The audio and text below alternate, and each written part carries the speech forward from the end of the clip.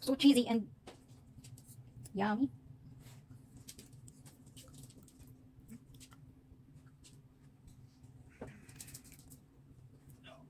Oh, hello! Good afternoon, everyone! Nagbabalik na naman ang inyong cute na kusinera. So, ayan guys, for today's video, ang ating dinner na lulutuin is walking taco casserole. So, as you can see, nag-start na akong magluto ng ating ground beef. I will going to cook this without oil. So, ayan. Mix it well. So, ayan. In a slow cook lang yan guys, sa mahinang apoy. And then, pag ganyan na yung kulay ng karne, so ilagay na natin ang ating onion. You can use red onion guys ha, it's up to you. So, ito lang yung available sa amin. So, ito lang yung ginamit ko. And then, ilalagay na natin ang ating taco mix seasoning. Ayan, isang sachet lang yung ginamit ko guys. Pwede na yan. And then, itong ating rotel diced tomato, itong pinto beans natin.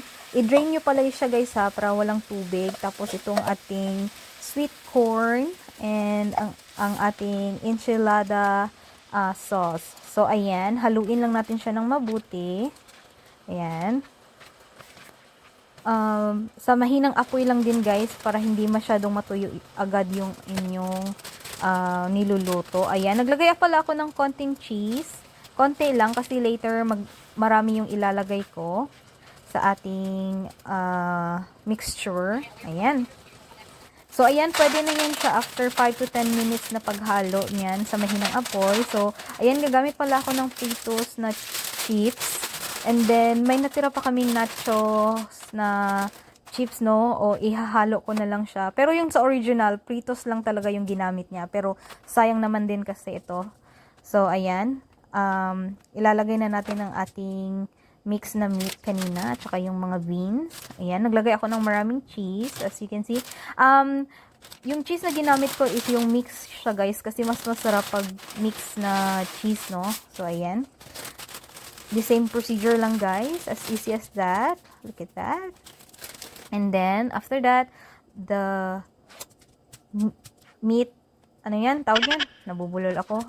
Yung meat nyo, mixture kanina. So, ayan, ubusin na natin. Ayan. And, dito sa part na to, maglalagay ako ng maraming cheese. And then, preheat ko na din yung oven natin sa 350 Fahrenheit. So, i-bake natin itong ating taco casserole sa 10 to 15 minutes. Ayan.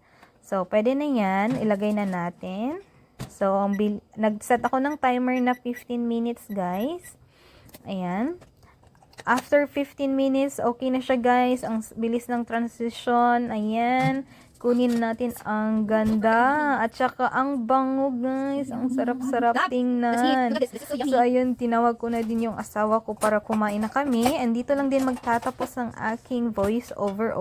Thank you so much for watching. I hope you learn. And be safe as always, guys. God bless. Bye-bye.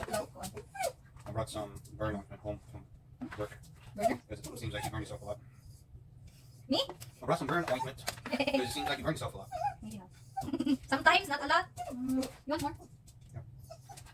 So it looks so yummy. But I don't like this. No, you don't like chili. It's just warm. Let me try. Sweetos. There's a, what is this? Nacho. I mix it. How is it na? You taste it na? Not yet. It's good. Huh?